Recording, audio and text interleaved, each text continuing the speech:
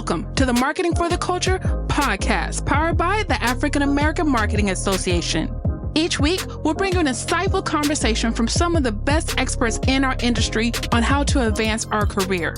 Join the collective of Black marketers across the world, advancing their brand as we work towards creating a collaborative community. Hey everyone, welcome to the Marketing for the Culture podcast. I'm your host, Michelle Gomez, and today's special guest is a good friend, Christoph Trappe. Welcome to the show. How are you doing today? Doing well. Thanks for having me. Nice to see you again, Michelle. Yeah. So when I think of you, I think of all things content. You've been in this I'll take game. You've been in this game for a long time. So why don't you just share with us your content marketing journey? Like, what do you call yourself? What do I call myself? Whatever. I don't know. Content marketing strategist. But, I grew up in journalism. And ultimately, the reason I entered that field is because I wanted to tell good stories. I wanted to share good stories. And journalists certainly do that. They learn how to connect with audiences. They learn how to ask good questions. They learn how to get to the bottom of things. And all those things are still necessary today in any kind of content strategy, whether it's for corporate or whether you're your own creator or whatever it might be. At the end of the day, if you can't create stuff that somebody cares about, you're probably not on the right track. So that's kind of what it comes back to. And the other thing, which when I first started as a journalist, I probably wouldn't have said this, but I'll say this today, is I'm very, very motivated by just figuring out what the latest thing is we can try to get our content to perform, whether that's TikTok, Instagram Reels with my daughter, my 8-year-old, who makes money that she spends on toys on Instagram Reels, crazy times, Amazon Live, you name it, right? Like, let's try it. Let's see what works. Let's see what fits. And, I really, really enjoy that process. And, at the end of the day, I'm still a writer. Everything I do has some writing component. But, I'm trying to be a content marketing strategist that figures out a way to get stuff to perform. So I met you 2 years ago with your podcast, The Business of Storytelling, which is great. So make sure you check that out. So I guess, how do you distinguish between what should be an article versus what should be a podcast, or what's your overall process? And of course, including the repurposing process. So some of it is I prioritize my time. I look at my time. Where can I get a quick win? What can be done quickly, relatively quickly? And what have I lately done, right? So if I just wrote 5 articles in the last week, like, I might do something else, right, for the next piece of content, just because I just did that and I've done that. So, and sometimes I try to repurpose things, right? So if I have, let's say I got a good web story, why not turn that into a YouTube short? Why not turn it into an Instagram reel? Why not turn it into a TikTok, whatever it might be? So I kind of look at it that way. At the end of the day, you kind of have to hit all your channels at some kind of interval. And it's so funny. There's some people out there who say quality over quantity, right? And I get it. I know what they're trying to say, but they're totally full of it. Because at the end of the day, you need quantity to get to a level of quality. And there's actually a study done on this. And who wrote about this? Oh, it was an Atomic Habits. Mm-hmm. And they gave the study that they reported. I don't think they did the study themselves, but basically the study was one group was supposed to take pictures of, take as many pictures as possible. And the other group was supposed to only take one perfect picture. Well, guess who ended up with the perfect picture? The group that took 100 pictures, because they were just trying different things. They were doing different things. They weren't bound by the logical thing of, oh, we have to be perfect one time, which is impossible anyways. So, that's very, very important, I think, that people figure that out. How long have you been podcasting? That's a good question. So I actually did some podcasts in like 2015 for clients. And then the Business Storytelling Show, it's been around since about 2019, so about 3 years. And I think I probably did some with the Stay Mates podcast, like 2018, probably 2017, maybe not 2017, maybe 2018. So for a few years, but what I've done specifically has changed, certainly. Right, right. So we've been podcasting around the same time, and I'm kind of curious. Obviously, we're recording on Zoom. This is actually my preferred platform. But over the years, have you felt the pressure to record in person? Because I feel like now everyone wants an in-person podcast/show. So I was just wondering, what are your thoughts on that? In 2022, my answer to that question would be it's total crap. Like, why? Like, tell me what the goal is. Like, it all comes back to a goal, right? How would this show be better if you and I sit across from each other in person? It would not be at all, right? We're still talking, we're having fun, and it wouldn't make any difference. Now, certainly we would could have a drink after or grab a bite to eat or something, but that has nothing to do with the actual show, right? Back when I was doing content with Meetings Today, they had a lot of conferences that we went to, and we actually did do podcasts in person because people were right there and we would just do them. They were more interviews than podcasts like what we're doing, right? They were even shorter than, a 20, 25-minute chat.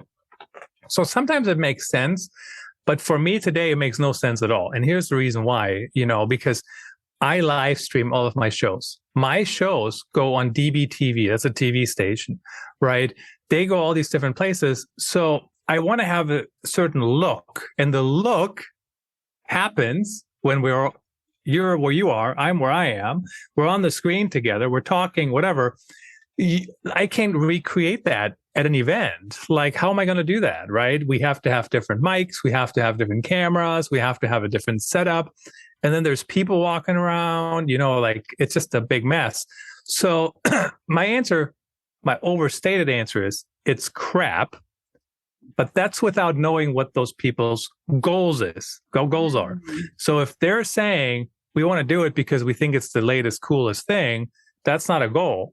But if they're saying we want to do it because we want to draw a live studio audience and we're going to get 100 people watching live and ask questions and whatever, maybe that's a good goal. But if it's only because we want to do it in person because we want to, that's not a goal. That's like an 8-year-old saying they want what they want. Oh, man. Thank you for your perspective. And I guess the reason why I asked is because I do talk to a lot of people that want to start a podcast. And I'm one of those people, start where you are, your phone, your laptop, go from there because you should already have those things. But I see people get so discouraged if they can't do it in person, or if they do it in person, they're not able to maintain it.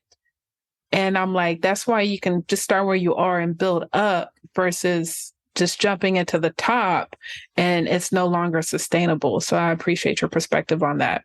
Well, and the other thing, I didn't even think about the sustainability, but if you're talking about sustaining it, I don't even know where you are, honestly. I mean, I didn't look it up. I don't remember. One of the people I'm talking to next week is in Boston on my show. I'm not in Boston. I'm in Marion, Iowa, right? And even if I was in New York City, not everybody I would talk to is in New York City either. So it's totally not sustainable to do them in person unless you are maybe like a local podcast or you go to a lot of conferences. But like me flying around the country to interview people for 26 minutes, how is that sustainable? Even if I have sponsorships. Yeah.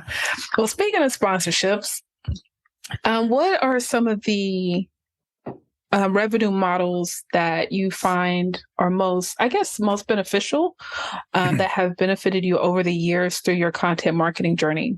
Yeah, there's really two revenue models I dabble in, and you can tell me which one we want to go into deeper if I go down the wrong path or whatever you prefer.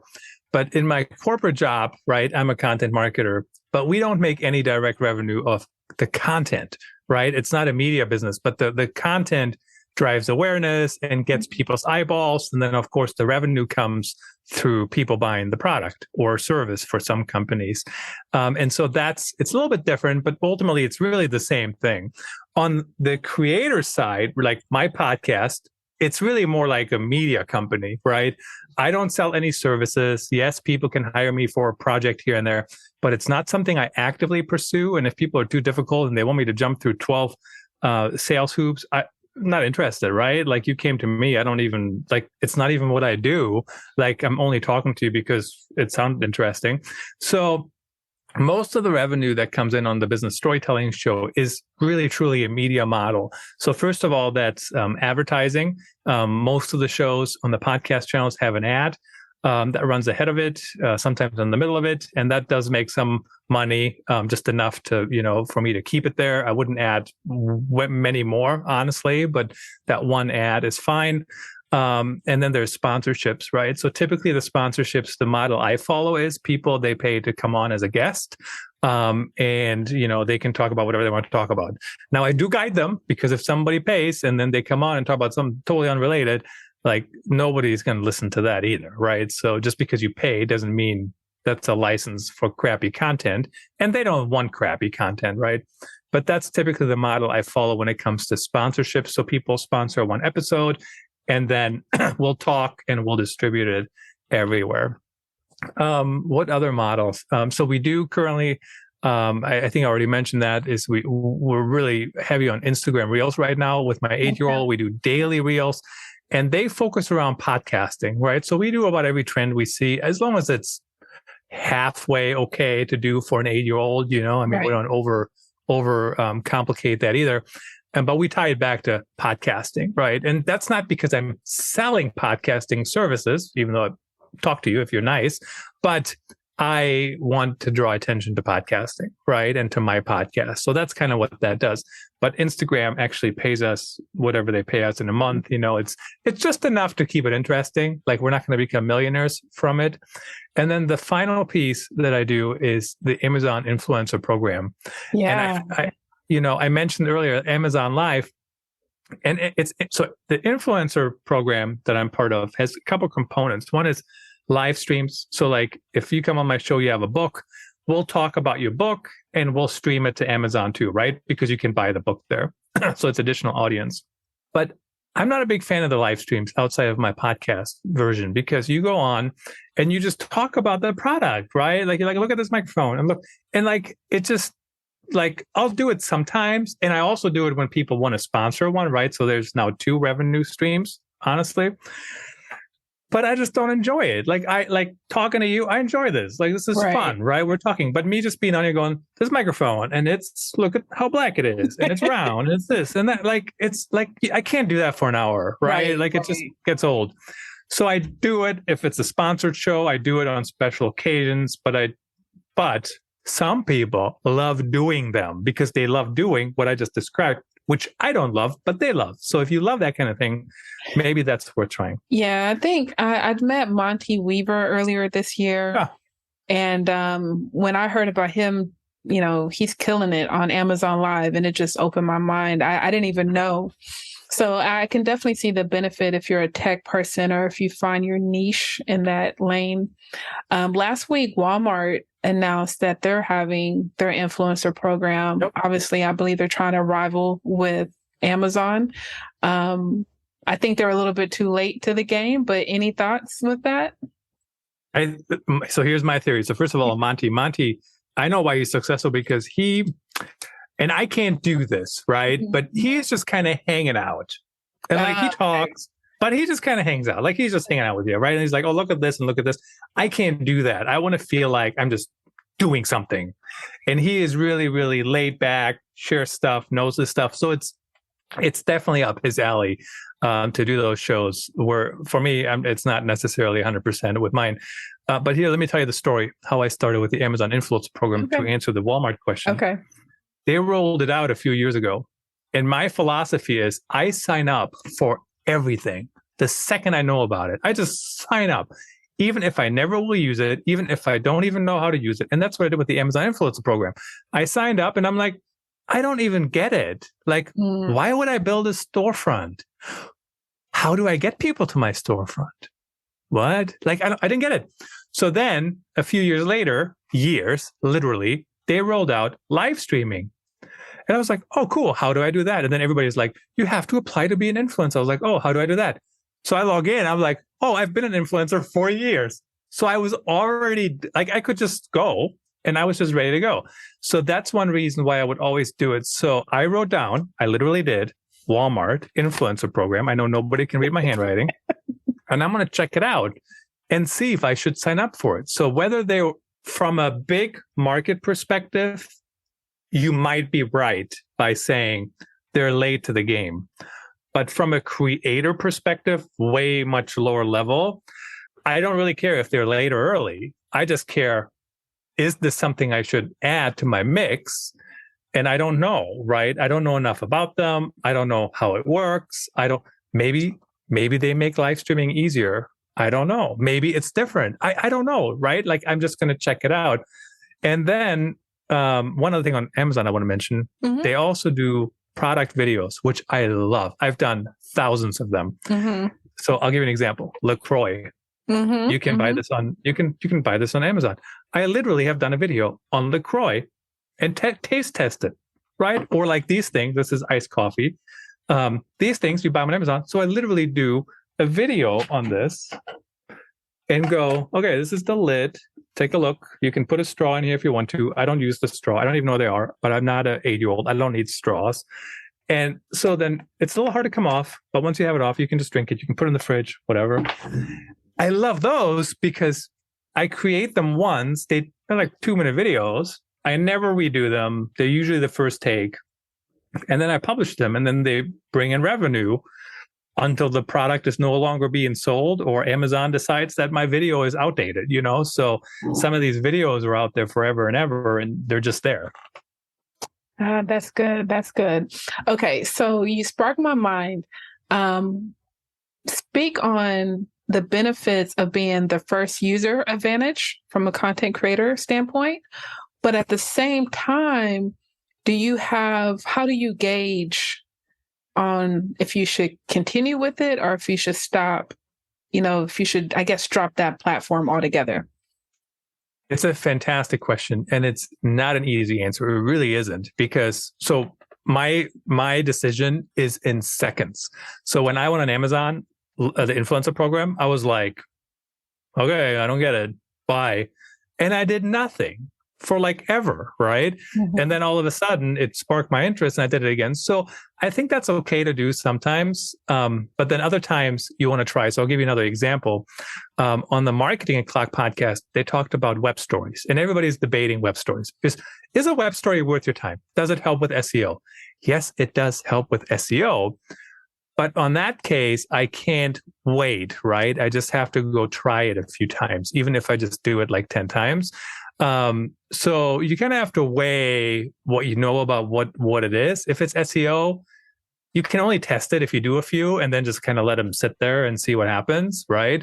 For something like a new platform, you can go on there, you can check it out or, whatever, but just try it, see what works and see what doesn't work. I mean, that's our TikTok and Instagram strategy, quite frankly. We just look at the trends and we figure out, like what can we talk about or what can we do in that trend and just go with it. So you kind of want to balance those things, but just because you sign up for something doesn't mean you need to do anything, right? You could just put it on the back burner until, whenever. Until you're ready.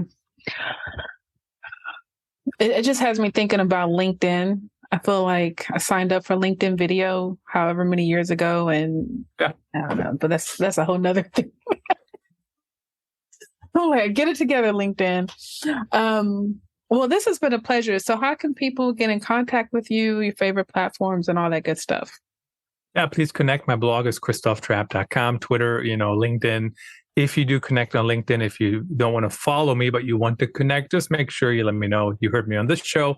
So I don't think you're some robot or you want to sell me something I don't need, even though that is a good sales strategy to catch people like that. But, please let me know you heard me on this show. Yeah.